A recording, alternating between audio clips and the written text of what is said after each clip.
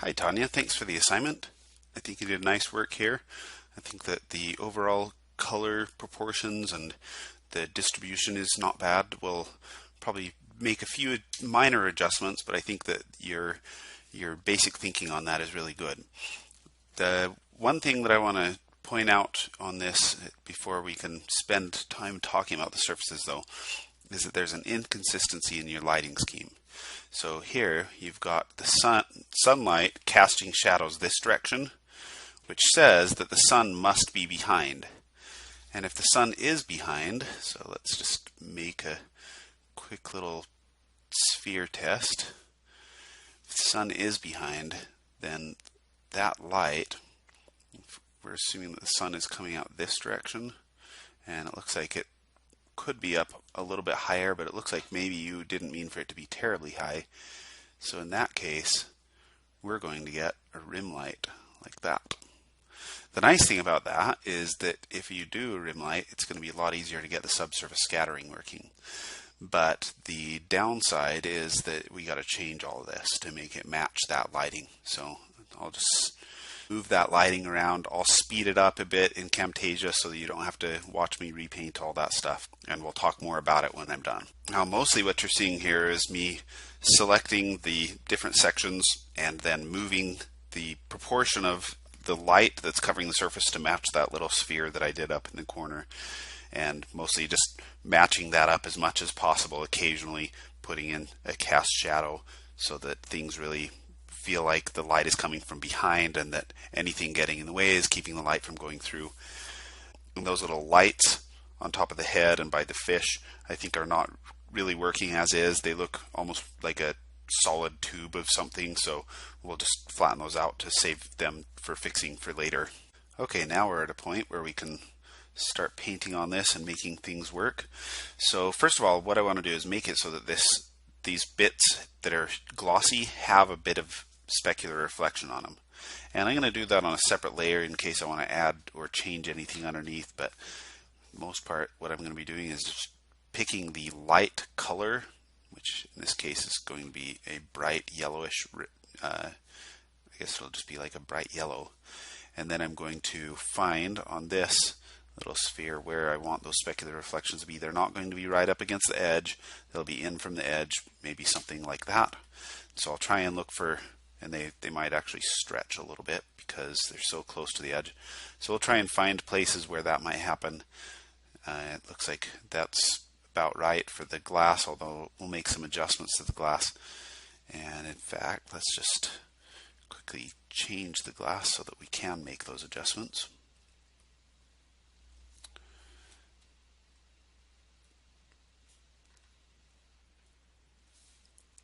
So I'll get a little bit of a specular highlight just on top of his head, or its head, I guess. I have no idea. And then I'm going to also introduce a reflection for the glass.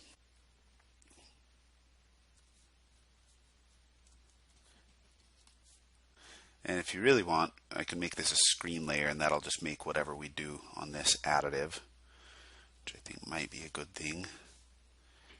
So you have the right angle, just not the right distance from the edge for a sun being behind.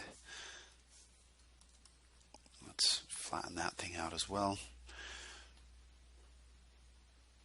Alright, now we'll go back here and introduce that specular highlight a few other places.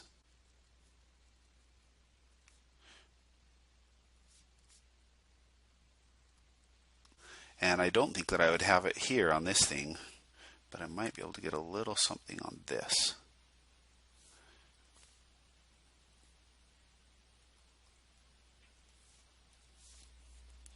Now you may notice as I'm putting those little glossy highlights around, I'm not putting one here first of all, but I'm also trying to, I'm not trying to fill out every single form with highlights. In fact, things that aren't facing the right direction I'm just leaving alone. I think that's an important thing that a lot of people forget about. They just feel like maybe they should stick highlights on everything once there's a light source, but it's better just to be a little bit restrained with that. But anything glossy that's got the right planes going the right direction should definitely get that sort of reflection going on. And this one's a bit trickier. I don't know if I would get specular highlights on this one. I would probably just have that be mostly in shadow. We could do some specular highlights here if you want. Although that is cheating a little bit. I don't know if we're actually getting the plane angle there for it.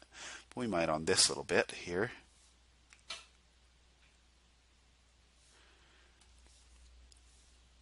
And that seems pretty good. I'll just add a little glossy right here as well. I don't know if that surface is supposed to be glossy or not, but it felt like maybe there could be something there. Now for the things that are less glossy, I'm going to turn down or erase that highlight out from it. It looks like most things are going to be glossier, but I'll turn it down a little bit on this. And we can add some softness to these if you don't want it to be crisp all the way every direction. Alright, now let's start talking about, first of all, the subsurface scattering on the face. Now, in order to really get this to feel like it should have subsurface scattering, you probably need the contrast ratio between the light and shadow to be a bit stronger than what you've got. So what I'm going to do is I'm going to introduce just a bit more shadow in the scene in general. Now that is a lot of shadow. So let's just put this in here. I'm going to make it a luminosity layer so it's only changing the value and not the color. And then I'm going to make it so it's not making the darks quite so dark. It's going to give me a little bit of a strange result at first. And let's just do this real quick also. I'm just going to push all the whites towards white a little bit more. Keep the shadows kind of dark. And that increased contrast will really pay off in getting the subsurface scattering to look great. It's very hard to get subsurface scattering to work really nicely without at least giving yourself a little bit of room in the values for that. So let's brighten some of this stuff back up. That's part of the reason why I picked it up as layers, so that I could eliminate things, places where I didn't want it to get brighter. And actually, I liked the way that the light was working here, although now that we've changed everything, I'm kind of feeling like we should make some minor adjustments here to what colors are happening. So I'm going to go warmer.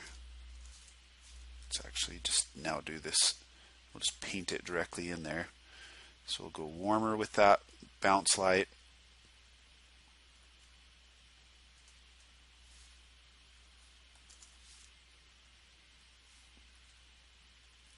And then same thing here.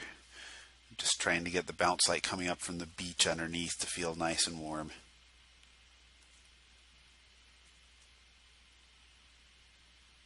Around the outside, we're not going to get as much of that. We're going to get more of a cool light.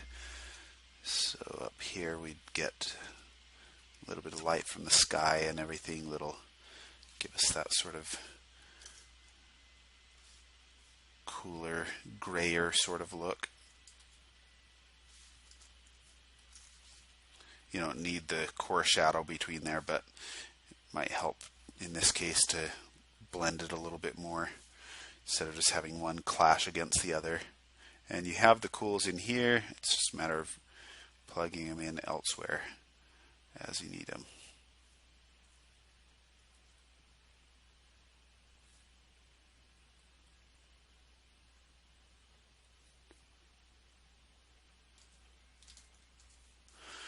And let's just go through real quick and select some of those yellows again. Be a lot easier to put these colors in there with the selection. Alright, that feels pretty good. And now let's try and get some specular highlights on this. You had some glossiness in this, and I think that's a good way to go. I'm just going to introduce a little bit of glossiness as though the sky is being reflected in here. I don't have a Cintiq, so I'm not able to control these lines super well.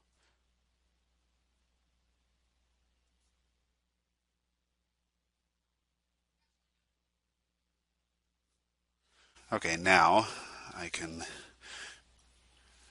paint that in, and I'll just erase away a little bit to give us the feeling of a Fresnel effect, and so that it doesn't look too glossy. I don't necessarily put that everywhere, but I think that kind of sharp edge does such a nice job at making this feel glossy. I think even if I could also introduce a little bit more glossiness by keeping that bevel just slightly brighter. Although honestly, with his head here, the bevel is going to be a little bit darker actually, except for in those corners that look up. So I think that is working pretty well.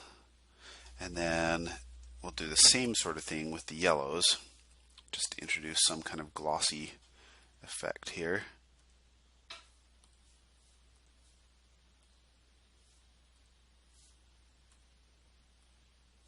I don't necessarily try and get this to be everywhere.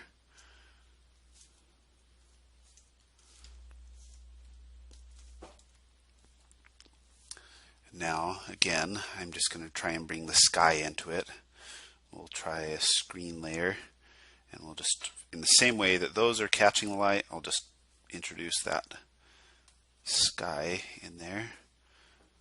Use a slightly more saturated.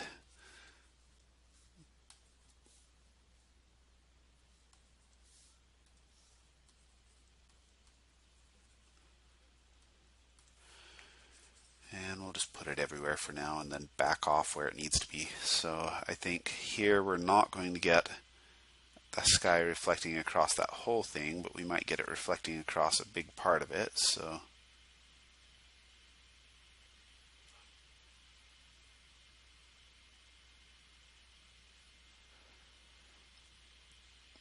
and then we're also going to get things blocking the light in a couple of these places, so that might actually be dampening that reflection a little bit, the dome of that helmet, and then this stuff will be blocking it as well.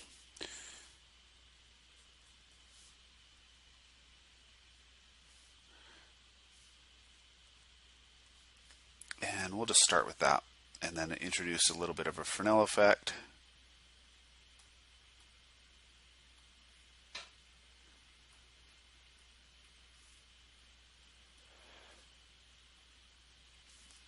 And this feels like it probably shouldn't be as glossy.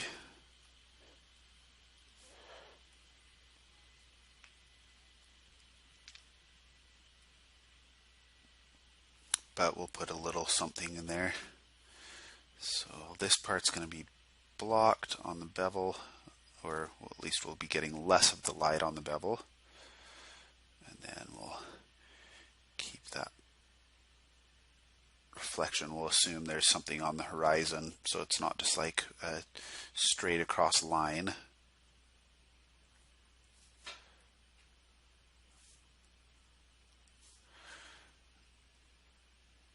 And then the Fresnel effect again.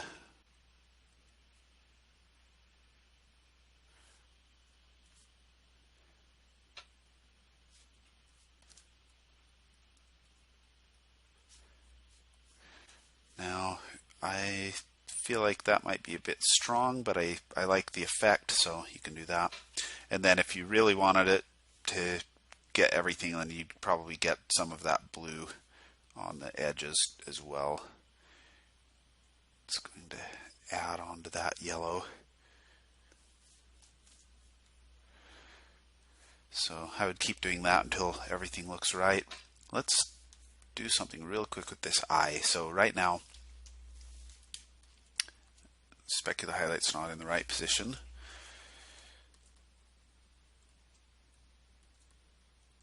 Maybe I'll just start painting something much darker, because that light, being a rim light, isn't going to be striking the eye as directly. So we may get some sort of caustic effects inside the eye.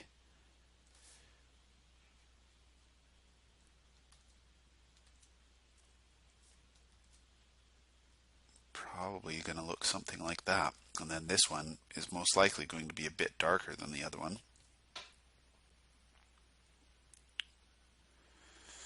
And Then once we introduce the specular highlights, they will all be just a little bit squeezed in there, the one for the sun anyway.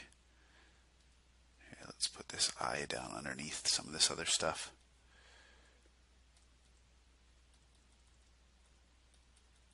Okay, that's the one that I wanted for this specular highlight.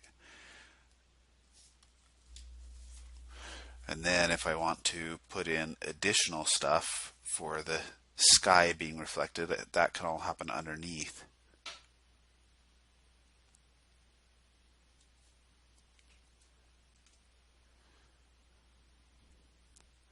And I'm going to try and make it look like the stuff on top of the helmet is reflecting into the eyes as well.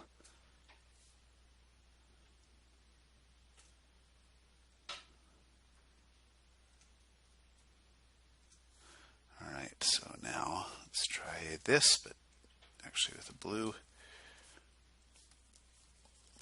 And we could probably do some stuff reflecting up from underneath if you wanted to have the beach be part of this as well. The trick is to make sure it doesn't get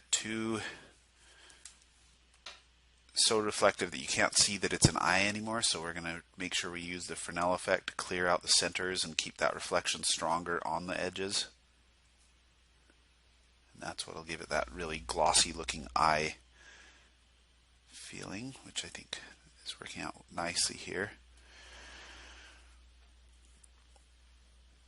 And if we really wanted to push this, let's just do an overlay layer, and I'm going to put in a stronger caustic effect just right in the back of this, because the sun is really getting concentrated through that liquid now, so we might get a more intense little thing right there with the eye.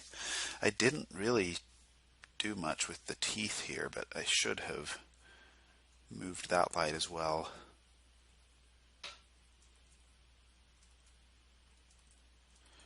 And then these teeth are going to be mostly in shadow.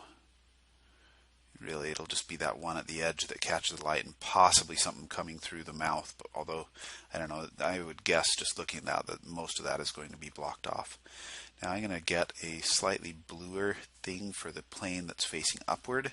I know this isn't super glossy, but I think it would be good to get some cooler colors in there to differentiate between the planes that are facing forward and the ones that are facing up.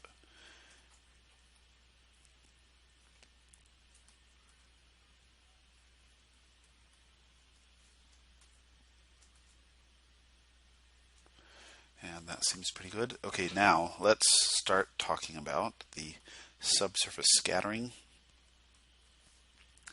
So there's a couple ways that you can handle subsurface scattering, but I think the best and easiest way to do it is probably with a screen layer. And so I'm just going to really quickly introduce a little bit of a core shadow here. Core shadow isn't strictly necessary, but might make it easier for some of the subsurface effects to show up. Just means that the shadow is darker. We're not getting the light wrapping around super easily. And let's introduce just a little bit of a cast shadow right there on the head and neck as well.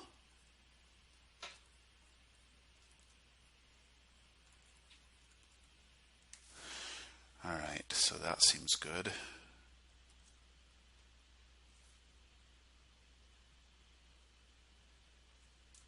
I'm almost thinking a little reflection over the eye might be nice too, but that's okay. Let's move on to the subsurface scattering now.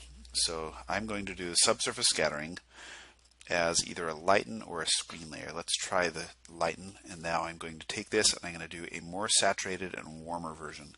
Since this is basically red already, it's mostly the saturation that we care about that'll give us that feeling of subsurface. And I'll just kind of let that light blend through. And I don't know how much you had in mind for subsurface scattering.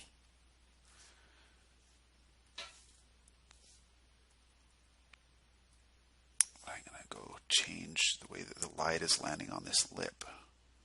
Just assume that the light is wrapping over that edge a little bit, because that gives us opportunities with the subsurface scattering as well. Now you can see I'm going pretty bright with it. You don't have to go that bright, but it might be easier to paint it in bright and then back off.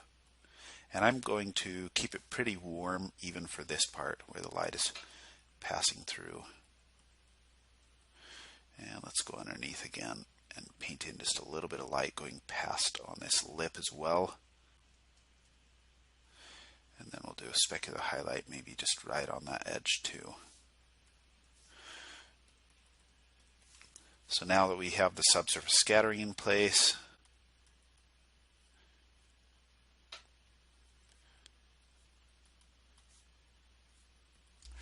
we've got to erase a little bit. I'm going to make it so that it looks like there's veins or something passing through. You don't have to go there, but it's one way of showing that this is subsurface scattering, is by having stuff through the masses. We'll blend some of this a little bit more than others so that it's not all the same consistency, but that seems pretty good. And then I'm going to erase a bit away from that edge. Now, you don't have to erase that much. You can make it so that it just, the whole head glows. I'm not sure how much subsurface scattering you were thinking here. One thing I'm thinking, if we want to do that much subsurface scattering, and you could turn this down, but I really like that. I think we need more intensity on this side of the face though in order for that to work. So I'm just going to do a bit more light with an overlay layer. You can use a pink if we don't want to lose the pinks altogether. But what that'll do is it'll boost that light up and make it feel really intense so that that subsurface scattering makes sense in context of the scene. It changes the visual local color of this character, but I think that the net effect might be good. Now, I would do a lot of the glossy stuff that I did on the eye on the glass as well. That's just... I'm just going to merge everything together here.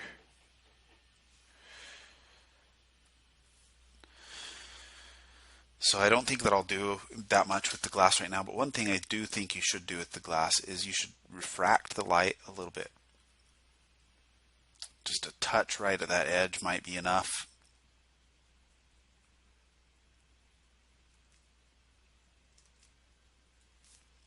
And then I might do a little bit of something here as well. Although here we might actually be able to get that light coming around that corner. But yeah, again, we'd get a little bit of refraction just right on that edge. And then we could potentially get a little bit of darkening, a little bit more darkening on the edge of the glass. If you wanted to really get it looking like glass, just that subtle, slight darkening more right at that edge.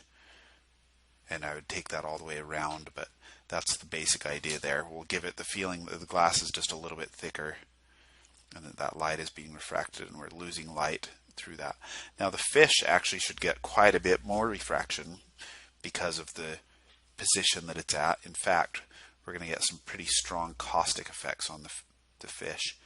So I actually think you could go a bit darker with some of this stuff. And then just go pretty extreme with the caustics coming through the glass on the opposite side. But I don't think that I'm going to go that far in this case. The sun is basically behind this thing right now, so that would justify it if you wanted to. And I'm going to change the color of it a little bit so that it looks more like this type of liquid color instead of being that pure blue. And of course I would have to change the lighting on the fish to really make this work as well.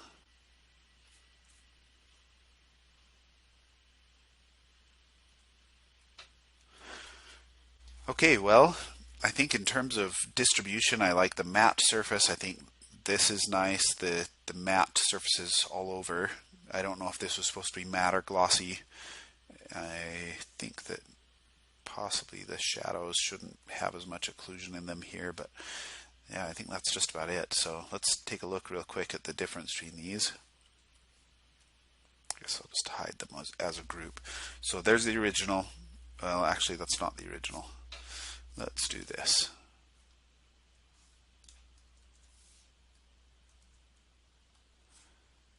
Okay, now you can see where we ended up and where you started. Hopefully you can see why I made the decisions that I did with the contrast and everything like that. And let me know if you have any questions or anything. And that's it. Thank you.